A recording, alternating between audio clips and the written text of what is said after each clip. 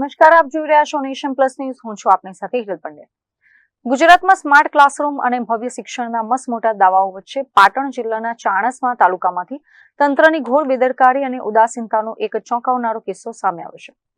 ચાણસ્માના સોજીત્રા ગામમાં સરકારી બાબુઓ અને બ્લેકલિસ્ટ થયેલી એજન્સીઓના પાપે માસૂમ બાળકોનું ભવિષ્ય અધ્ધરતાલ બન્યું છે.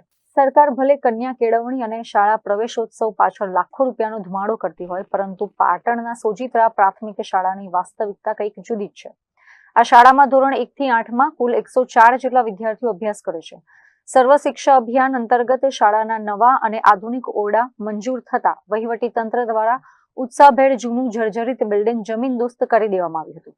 પરંતુ તંત્રની ખરી લાપરવાહી અહીંથી શરૂ થઈ. જે એજન્સીને આ નવું બાંધકામ સોંપવામાં આવ્યું હતું તે એજન્સી કોઈ કારણોસર બ્લેકલિસ્ટ થઈ ગઈ અને તેની સાથે જ સોજીત્રા ગામના બાળકોના ઓરડાનું કામ પણ અધવચ્ચે અટવાઈ ગયું. છેલ્લા 1 વર્ષથી આ જ પરિસ્થિતિ નિર્માણ પામી છે. ધોરણ 1 થી 5ના નાના બાળકોને શાળાની ઓફિસ અને કમ્પ્યુટર રૂમ જેવા મર્યાદિત રૂમોમાં જેમ તેમ બેસાડવામાં આવે છે, જ્યારે ધોરણ 6 થી 8ના મોટા વિદ્યાર્થીઓને ગામના મંદિરના ખુલ્લા શેડ નીચે બેસીને અભ્યાસ કરવો પડી રહ્યો છે. હજુ હમણાં સુધી બાળકોને કાળઝાળ ગરમી અને લૂના વાતાવરણમાં અહીં દિવસો કાપ્યા છે. હવે માથી ચોમાસું ગાજી રહ્યું છે, ત્યારે વાલીઓનો જીવ અદ્ધર થઈ ગયો છે કે જો ધોધમાર વરસાદ શરૂ થશે તો ખુલ્લા શેડ નીચે બેઠેલા તેમના બાળકો ક્યાં જશે? શું આખું વર્ષ બાળકોનું ભણતર બગડશે? એવા સવાલો ગ્રામજનો ઉઠાવી રહ્યા છે. અત્યારે 1 વર્ષ પહેલાં મારા ગામનું જૂનું મકાન હતું એને તોડી પાડવામાં આવ્યું છે અને નવીન મકાનની કામગીરી હજુ સુધી ચાલુ કરેલ નથી. અમારા પછી બાજુના ગામની અંદર ફરીથી એનું ટેન્ડર પ્રક્રિયા એના પછી થઈ હતી, છતાં એનું કામગીરી પૂર્ણ કરી અને એ મકાન નવીન બનાવી દીધું છે.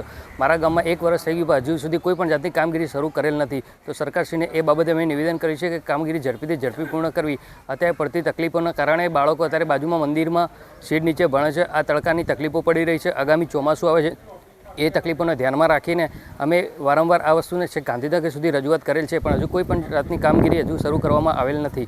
અને આ તકલીફોના કારણે ઘણા બધા બાળકો 10 જેવા બાળકો અહીંયાથી દાખલો નીકાળીને બાજુની શહેરમાં સ્થળાંતર કરી ગયા છે. આવી પરિસ્થિતિ રહેશે તો એક દિવસ એવો હશે કે ગામમાં કોઈ પણ બાળક ભણવા માટેની હોય, સ્કૂલ હશે પણ, તો સરકારશ્રીના મીડિયા દ્વારા એટલી અમે અરજી કરીએ છીએ કે આ કામગીરીને ઝડપી પૂર્ણ કરી અને નવીન મકાન બનાવવાની કામગીરી શરૂઆત કરે. તમારી રજૂઆત છે કે રજૂઆત કોઈ સાંભળતું નથી? અમે ઘણી બધી રજૂઆત કરી, સરપંચશ્રી પણ હાજર છે, ગાંધીનગર સુધી રજૂઆત કરી, પણ અમે એ રજૂઆતનો પ્રત્યુત્તર રિટર્ન કોઈ અમને ઉત્તર આપવામાં આવ્યો નથી. હજુ સુધી કોઈ મજબૂત જવાબ અમને ગામમાં મળેલો નથી. તો એટલે અમે મીડિયા દ્વારા ફરીથી એક અરજી કરીએ છીએ કે અમારી આ રજૂઆતને ફરીથી સાંભળે અને ફરીથી આ કામગીરીને પૂર્ણ કરી આપે. આ ગંભીર જન સમસ્યાને લઈને ગામના સરપંચ દ્વારા રાજ્યના શિક્ષણ મંત્રી સમક્ષ પણ રૂબરૂ રજૂઆત કરવામાં આવી હતી. રજૂઆતના પગલે શિક્ષણ મંત્રીએ તાત્કાલિક નવી ટેન્ડર પ્રક્રિયા પૂર્ણ કરી કામ શરૂ કરાવવાની સત્તાવાર સૂચના આપી દીધી હતી. પરંતુ નવાઈની વાત એ છે કે મંત્રીના આદેશના અઠવાડિયાઓ વીતી ગયા હોવા છતાં હજી સુધી ગ્રાઉન્ડ ઝીરો પર એક ઈંટ પણ મુકાઈ નથી. સોજીત્રા પ્રાથમિક શાળાના ઓરડા જ્યારે એનો ડેમેજ સર્ટી આવ્યું ત્યારે અમે તોડી પાડવા માટે મંજૂરી આપેલી હતી. તે અન્વયે શાળાના વર્ગખંડો ઉતારી પાડવામાં આવેલ છે, જે જર્જરિત હતા, બાળકો માટે નુકસાન કરતા હતા.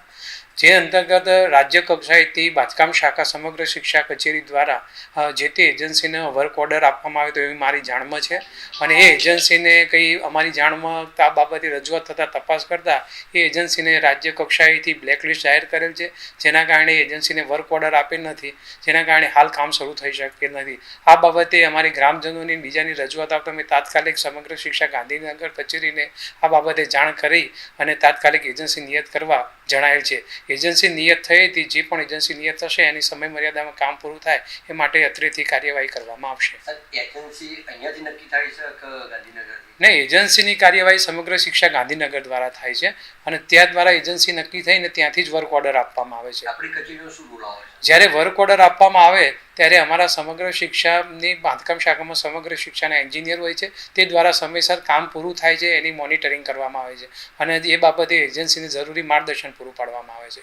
ગાંધીનગરથી છૂટતા આદેશો પાટણના સરકારી વિભાગોમાં આવીને કેમ ફાઇલોમાં દબાઈ જાય છે તે એક મોટો સવાલ છે. શિક્ષણ મંત્રીના આદેશ બાદ પણ કામગીરી કેમ શરૂ થઈ નથી? અને જો આગામી ચોમાસામાં ખુલ્લા શેડ નીચે ભણતા કોઈ બાળક સાથે દુર્ઘટના ઘટાશે તો તેની જવાબદારી કોણ લેશે?